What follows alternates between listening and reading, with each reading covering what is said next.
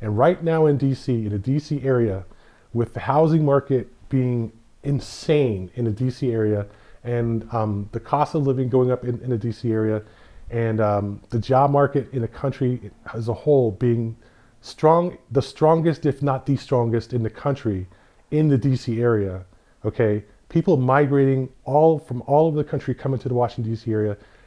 We have severe pressure economically in the United States as a whole, but it's really not highlighted as strongly anywhere other than DC, okay? Because the cost of living in DC used to be pretty moderate. It really was a pretty decent, sleepy kind of borderline southern town. You know, it wasn't, you know, there wasn't a lot of conflict about where people lived or how much they had to make to buy a house in the DC area. This has suddenly happened because the price of a house in the DC area has gone up by a factor of like 10 to 20 in the past 15 years. It's just gotten insane. But there's only so much land that people have to buy houses on. Now, if you talk about Northern Virginia or even Central Virginia or West Virginia, you know, Eastern West Virginia, there's lots of land out there, and people have been buying land and building houses on throughout Northern Virginia, you know, throughout Western Pennsylvania and Western Maryland, on into Ohio, out in West Virginia.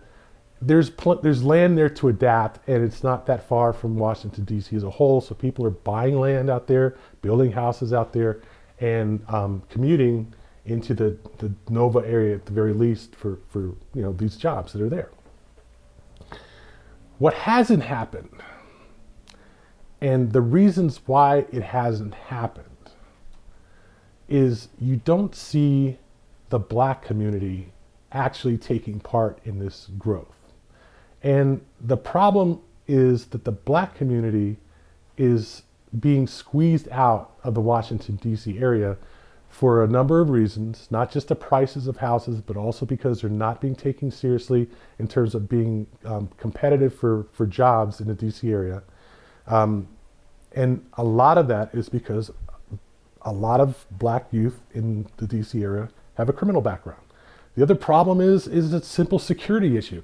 And if you look at the fundamental problem of having significant job growth in the DC area combined with virtually no population growth for minorities, for Blacks, in the DC area, combined with a significant increase in population for whites and Latinos and Asians, the competition, if you were going to say that, okay, that what happens in the larger run is Blacks tend to fade from the picture. They just tend to be seen less of part of the overall environment and more as a problem. And the problem that liberal Blacks have is coming back at all this and talking about gentrification and talking about the drug wars where Blacks were incarcerated for dealing in low-level drugs at a rate that was like 10 times higher, and for sentences that were 10 times higher than they were for whites. And just being sort of shoved aside, okay, by the rest of the society. You can't look at that phenomenon happening without owning the source of that, which is the acceptance or even encouragement of criminal activity as a solution or a buffer or some kind of makeup for the fact that Black incomes were stagnant while the cost of living was increasing. A lot of borderline poor families that are getting pushed out of their houses because of tax rates increasing and all the problems of gentrification. You can't say that that's an excuse for Blacks to then go out and commit more crimes. That just isn't an answer. That's part of the problem. And this is something I want to tell you outright, that it fuels racism, it fuels classism, it fuels elitism, and most of all, it fuels a discrepancy in the way that Blacks are sentenced versus the way arrested, prosecuted, and sentenced versus the way that Latinos and whites and Asians are, okay? Well, what I'm saying is all this is swirling into this giant tornado with blacks being spit out of the equation, just being pushed out. And I can tell you from personal experience that I have seen Latinos and whites get away with behavior that blacks would be prosecuted for strongly. Okay, I have seen upper class white kids basically doing things in public that would be a front page news story on the Washington Post if black kids were to do it. And one of the other things I've seen is Latinos essentially just not being reported on in terms of the negative things that they do, with the focus being on just being good, upstanding, hardworking people who just want to work. Okay? Which dovetails into the immigration issue, is that they're essentially trying to avoid all the negative parts about illegal immigration. They're trying, calling somebody an illegal immigrant became a problem, right, in and of itself. Now they're just migrants. Now the ones who don't have the proper documentation to be here or to enter the country, they're just undocumented migrants. They're not called illegals. Well, the fact is that if they don't have the proper documentation into the country, they were illegals, but we couldn't call them that. We couldn't say what they actually were because of so-called ethnic discrimination, and it became politically incorrect and all this kind of stuff.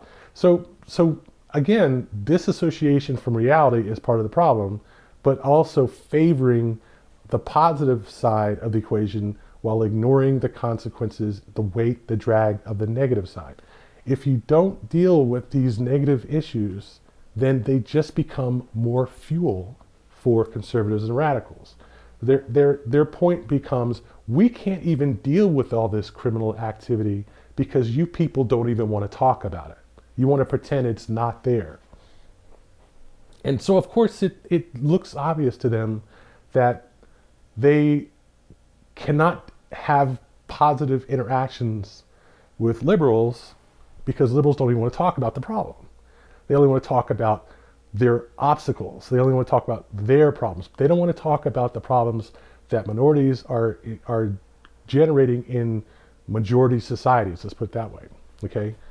So, as a consequence, what happens is you have these conservative slash reactionary societies who just don't want anything to do at all with minorities. They want zero interaction.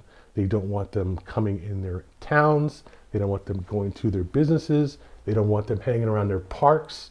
They don't want them involved in their social activities like playing baseball games or football games. And it's just, they just don't want it. Okay? That simple. It's not a question of debate. It's not a question of meetings and resolving differences. Just don't come here. Okay? Now, they may not be engaging in the kind of stuff that happened in the 50s and 60s where, when black families moved into a neighborhood, they burned the house out almost immediately, or burned crosses on their lawns or something like that. Or when black kids would move into their societies and try to attend their schools, they'd get beaten up, things like that. There's not much, if any, of that overt racism or segregation. In Virginia, there is in Pennsylvania, there is in Ohio, there is still some of it in West Virginia, and there's a lot of it in Maryland. The one big thing about the elections after Glendening was finished his 2 terms and before Hogan started, was there was a absolute explosion of racism in central, western, and eastern Maryland. It's as bad as I've ever seen. Dundalk, parts of Montgomery County and Howard County west west of the city center, all the way out the 68 corridor, all the way out the I-70 corridor, Hagerstown, whatever. It was as bad as being in downtown Baltimore, and downtown Baltimore got to be pretty bad. Okay,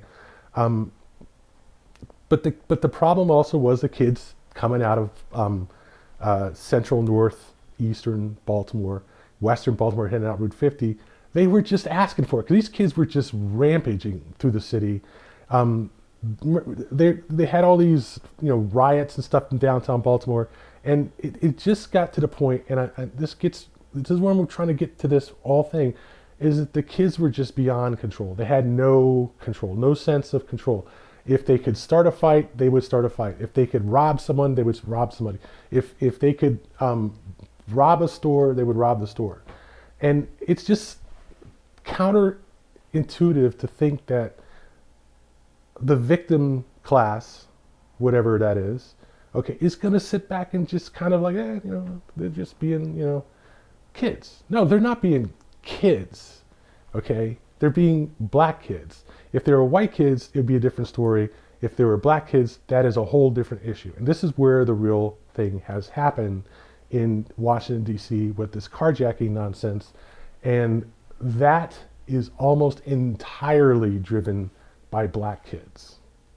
And this is where the story becomes an issue, where it talks about all these non-judicial solutions to black kids getting involved with carjacking, which misses the point entirely. There need to be more judicial involvement in that, not less.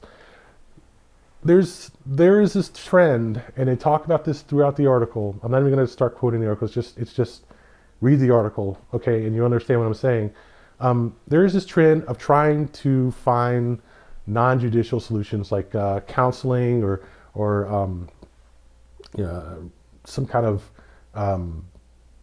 social training of some sort, like why you shouldn't be committing crime, etc. Something like that. And the main point that a lot of this takes in the story is that they think that if they can intercede with kids getting into felony crime when they're in their 13, 14 range, that if they can keep them out of it between 13 and 18, by that time they're 18, they will have matured and become adults, in the sense of knowing who they are and what they want. If they get them past those 3-4 years in the middle, they think that there's a lot less chance that they're going to get involved in violent crime. And I would like to say that I think that's entirely wrong from personal experience, because I think that part of the reason these kids are getting into violent crime in the first place is because they're getting into gangs. And again, if it's a bunch of white kids hanging out, that's not called a gang. That's not looked at as a problem. A bunch of black kids hanging out, that's looked at as a gang. That's definitely looked at as a problem. And the main thing is that these kids are getting involved in these gangs for the same reason that almost anybody else gets involved in a gang, which is for protection, because they're not capable of standing up for themselves individually against a criminal gang element in their schools, in their neighborhoods, and so on. And so they're getting involved in these gangs, and the gangs are being run by kids that are 18, 19, 20, okay? They're not enough of these kids that are not going into gangs to solve that problem.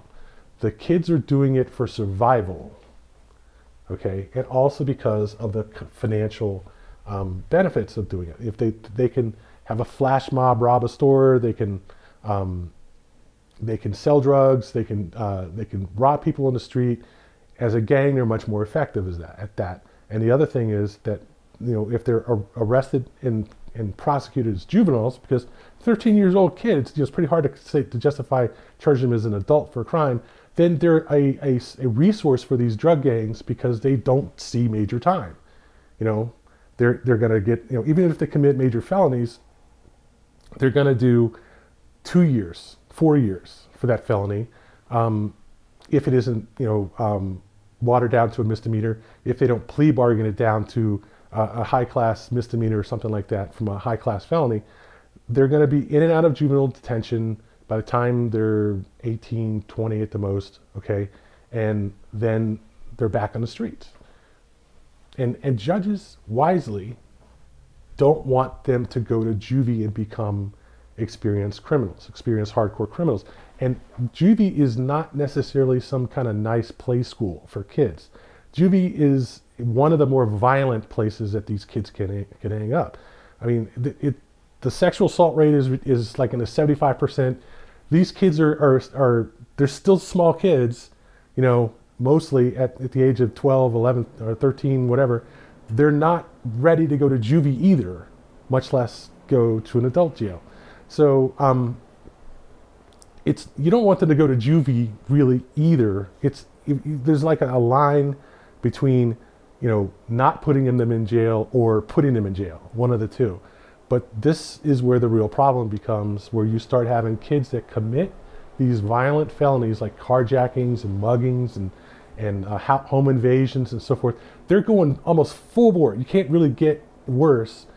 Murder, you can't really get worse than what these kids are doing, but they're not getting punished anywhere near what the average adult would be punished if they were to do these crimes, especially not an adult with multiple convictions on the record. A lot of times first offense, they're walking out of the courtroom. And the problem that this article brings up as a whole is these community activists walking around talking about how they're saving their families, okay, by getting these kids who commit carjackings at the least. Imagine you're driving down the street somewhere in DC. You're in your car, you're in Baltimore or whatever, you're in your car, your focus is on getting to your job or getting to your aunt's house to help her go to her doctor's appointment or something like that, and you stop at an intersection and some kid walks up and points a fucking gun in your face and says, "Get the fuck out of that car." What do you think that actually means? And the problem is, a lot of these kids don't see it as much more than getting robbed, which is common to them, okay, and them taking a drive around the city in your car and then abandoning it somewhere, where the cops find it. They don't see it as much more than that. Which gets to the real fundamental issue, is what is crime to criminals versus people who don't respect crime? If you have a criminal nature at heart, criminal activity is just a casual thing. I mean, it's not nothing, but it's certainly not a big deal. It's not the big deal that people who are victims think of it, because they're not victims, And the other thing is that they get a reputation for themselves for being badasses by committing crime. You don't commit crime. If you're a kid comes from a bad neighborhood and you don't commit any crime, what do you think that looks like? So it's almost like being part of these cultures. They have to commit crime. They don't commit crime, people don't take them seriously. If they don't take them seriously, they're more likely to be victimized. They're the ones that get raped in jail. They're the ones that get robbed, in their own hometowns. The problem with the basic problem with a criminal society is that if people don't respect you physically, they don't respect you. You could have a lot of money, but if you're not known as a badass, you're just going to get robbed that much more. Okay, and so part of living in a criminal society is you have to engage in a certain amount of criminal activity to just be safe in your own society. So these neighborhood people are trying to say that the answer to high crime rates in these criminal societies is to isolate these kids from the criminal world. Okay? And by doing that, they shield them from the need to be criminals. And if they can see the effects of crime from outside, basically if they can pretend they're living in a upper class or middle class white neighborhood, which is low crime, for those years, then they will start to lose respect and the need to engage in crime, like they lived in East Baltimore. But the problem is that the people who live in these conservative, white, low-crime societies see this as an escape from the consequences of the crime that they commit in the first place. Okay? If you take a defendant out of court who's been charged and convicted of a crime that's a felony offense, and you take that person and say, okay, well, we're going to put you in a summer camp in the mountains of West Virginia for 3 years. Okay, that's a big difference from them going to JV. That's just how it is. Going to JV in Baltimore City, going to JV in Ohio or something like that. That's a huge difference because it's essentially a reward, in a sense, for committing crime. You just change the reward. You haven't changed the problem that they're not being punished. And the main thing the kids are seeing is that they're not getting punished. That is the first order of problem. They're not being punished. They're not being punished at all. They're not being punished severely, and they're not being punished in a credible way that's proportional to the crime they commit in the first place. That is after they've plea bargained their way out of the felony charges down to misdemeanor charges, or something that can be wiped away by probation before judgment, or something that can be like a halfway home, or something where they can be electronically monitored. You know, they're not seeing the punishment for what they do. And all that does is increase the fury and the ire and the disrespect that's coming out of these majority white societies where kids expect to be punished. Middle class and poor kids expect to be punished, but they're not getting punished either. It's this whole kind of liberal thing where no matter what kids do, whether white or black or whatever, Latino, they're not being punished for their first offense. They're not being punished for felonies. They're essentially getting a slap on the wrist as long as they're under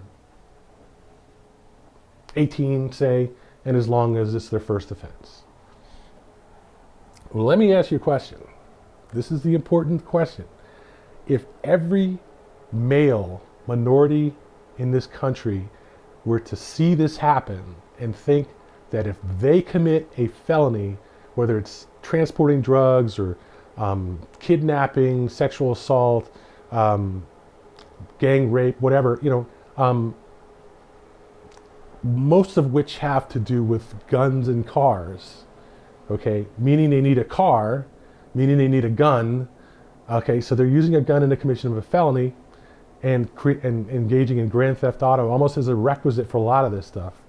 If every male kid in society saw this happen and said, oh, we can do this and become instant gangstas and get on YouTube and flash their stack of cash and have all this swag associated with being drug dealers or whatever, basically have all of that with minimal to no risk of severe consequences, other than, of course, getting shot by one of their peers, right?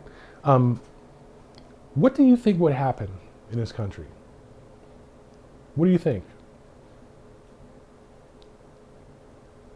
The problem is that whole approach doesn't go well in the long run with the majority of people in this country. So what happens? They start talking about how we're going to selectively do it if there's enough support for this child, okay? If his grades are good enough in school, or if he has enough community support in the community, there's enough my parents and uncles and nieces and nephews and community activists and their pastor and all this kind of stuff write all these letters, then maybe we'll do it. Okay? But what does that make them look like? Special kids. They aren't seeing the nightmare that most kids are seeing, and that is just going to make them much more likely to be victimized because they tried to avoid the punishments, the consequences that most of the kids would go through, which are already light enough as it is. These kids are more likely to become targets of the criminal gangs that these other kids are dealing with. But they think that's the solution. They think that just keeping them out of jail is the answer to the problem. They've already committed crimes in the first place. How is keeping them out of jail going to keep them from becoming criminals? It just doesn't make sense. But in the larger sense, it undermines the fundamental principle in this country of fairness and justice. That if you do this, if you commit a crime, you have to do the time. If there's a system, the system should be fair for all.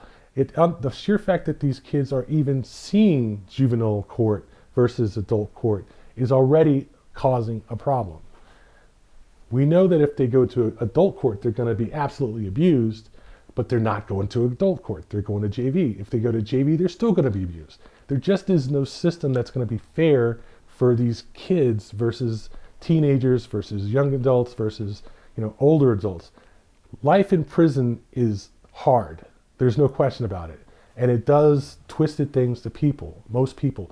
But life outside of prison is often hard as well. So there's no benefit in taking all this liberal nonsense. And I think that a lot of people in this country they're seeing the migration on top of that, where people who are already here committing crimes are encouraging other people to come into the country and commit more crimes. And it's just a criminal freaking thunderstorm, that they're just like, again, their solution to these problems is the AR-15 that they have in their gun rack. That's where we're going. And I don't understand why so many people don't understand that the less these kids are punished for the criminal acts that they do, the more likely they're going to do criminal acts. It isn't a question of what the options are. It's a question of what the necessities are.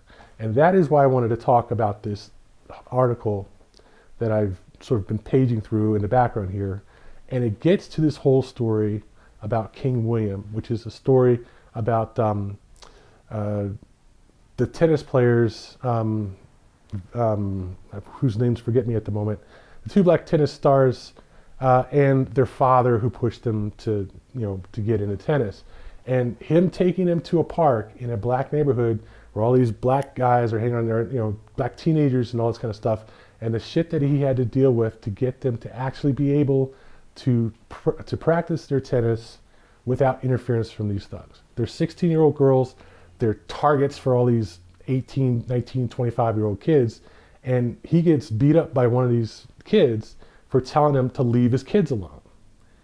And just imagine the idea of a white family, white mothers, white fathers, not being able to take their kids to a park and play games with their daughters, okay, without them being preyed on by black males or Latino males.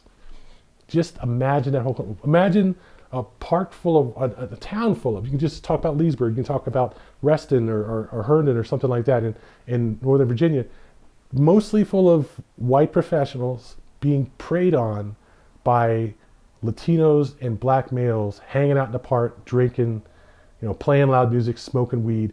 Just imagine what would happen if that were to happen.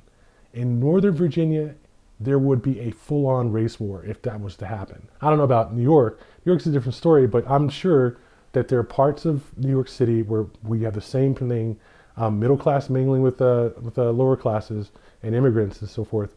And what has happened there is consistently someone's being dragged off in the bushes. They find their body down, by the shores of Long Island.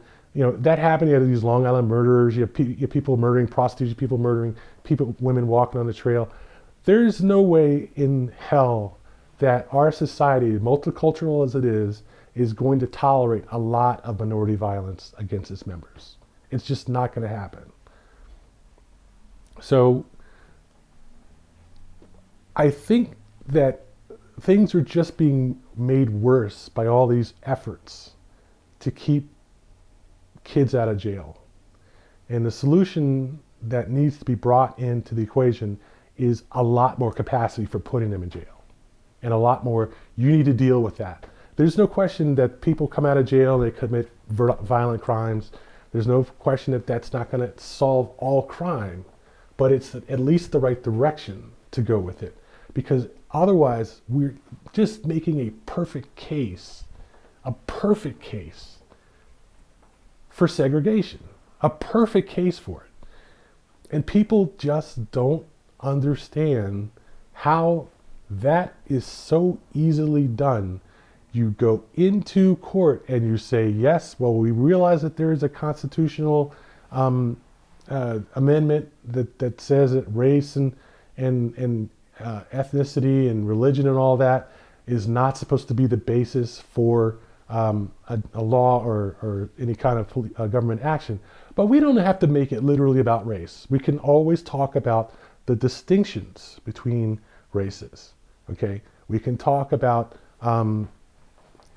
the predominant criminal activity on the background. Okay, the average black kid by the age of 25 has 3 or 4 criminal convictions, has done 5 years in jail.